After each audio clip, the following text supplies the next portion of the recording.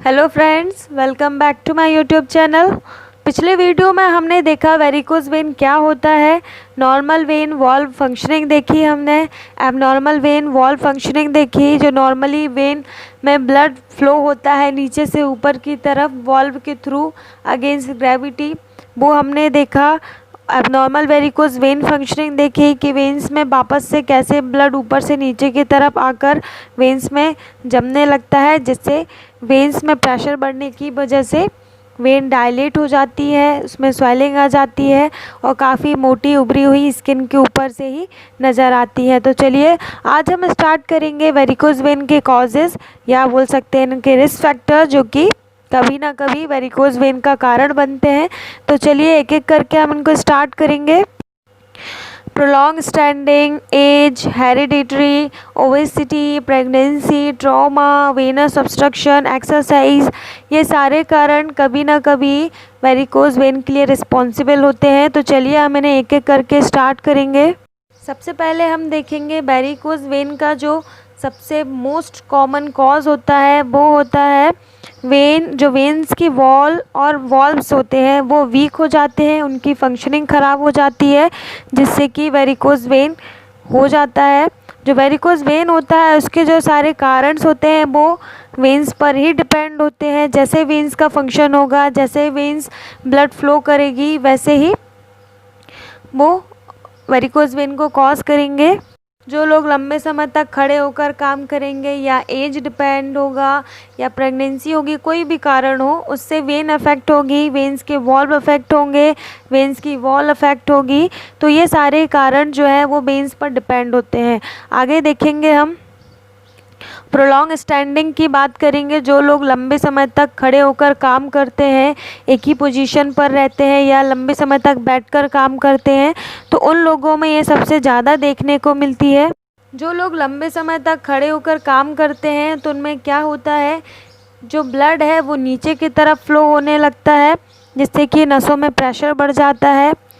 Pressure बढ़ने से जो वेन्स हैं वो स्ट्रेच हो जाती है, प्रेशर इंक्रीज़ हो जाता है, जिससे कि वेन्स के जो वॉल्व हैं वो ढीले पड़ जाते हैं, कमज़ोर हो जाते हैं, जिससे कि ब्लड वापस से नसों में आने लगता है और वो जमने लगता है, जिससे वेन्स का साइज़ बढ़ जाता है, वेन में स्वेलिंग आ जाती है, वेन मोटी एक उलझी हुई रस्सी की तरह नज़र आती है। आगे हम सेकंड देखेंगे। सेकंड है अपना एज। जो वेरिकोज वेन है वो एज डिपेंडेंट भी होता है, क्योंकि एज के साथ स्किन की इलास्टिक प्रॉपर्टी कम हो जाती है। इससे उम्र के साथ जो वेन्स हैं वो फूल कर मोटी हो जाती है और स्किन के बाहर मोटी मोटी वेरिकोज वेन दिखाई देती है। आगे देखेंगे हम हेरिडिटरी। हेरिडिटरी मीन्स होता है आनुवांशिकता। अगर आपके फैमिली मेम्बर को किसी को वेरिकोज वेन की शिकायत रही होगी तो इसमें ज़्यादा चांसेस हो जाते हैं आपको होने के लिए। नेक्स्ट हम देखेंगे ओबेसिटी। ओबेसिटी में जितना ज़्यादा वेट होगा आपका उतना ज़्यादा प्रेशर नसों में पड़ेगा, जिससे कि यहाँ पे वेरिकोज वेन का एक रिस्क फैक्टर बन जाता है ओबेसिटी। नेक्स्ट देखेंगे हम प्रेगनेंसी। प्रेगनेंसी के टाइम में वेरिकोज वेन सबसे ज़्यादा देखने को मिलता है। प्रेगनेंसी के टाइम वेरिकोज वेन होने के दो मेन कारण होते हैं। पहले तो हार्मोनल चेंजेस और सेकेंड यूट्रस का साइज़ बढ़ना। जैसे जैसे बेबी का साइज़ बढ़ेगा, यूट्रस का साइज़ बढ़ेगा, उसका सीधा प्रेशर जो है वो पैरों की नसों में पड़ेगा, जिससे पैरों की नसों में प्रेशर बढ़ने से नसें फूल जाएंगी, सूज जाएंगी और वेरिकोज वेन का कारण बनेंगी। सेकेंड जो है हार्मोनल चेंजेस। प्रेगनेंसी के टाइम में प्रोजेस्टेरोन हार्मोन का लेवल बहुत ज़्यादा बढ़ जाता है। हार्मोनल चेंजेस की वजह से वेरिकोज वेन के होने के चांसेस बढ़ जाते हैं। यहाँ पर सेकेंड देखेंगे हम। अगर जेंडर की बात करें कि मेल फीमेल दोनों में से किसको ज़्यादा होता है, तो यहाँ पे वेरिकोज वेन सबसे ज़्यादा फीमेल्स में देखा गया है, विमेन में देखा गया है, क्योंकि विमेंस में हार्मोनल चेंजेस बहुत ज़्यादा होते हैं during pregnancy, before pregnancy, pre menstruation, menopause में। इन सब कारण से जो हार्मोनल चेंजेस होता है उससे सीधा इफेक्ट नसों में पड़ता है। बर्थ कंट्रोल पिल जो महिलाएं लेती है उनमें ये कंडीशन देखने को मिलती है। तो यहाँ पे हम कह सकते हैं सबसे ज़्यादा जो है वुमेन्स में सबसे ज़्यादा वेरिकोज वेन देखा में गया है और देखने को मिलता है।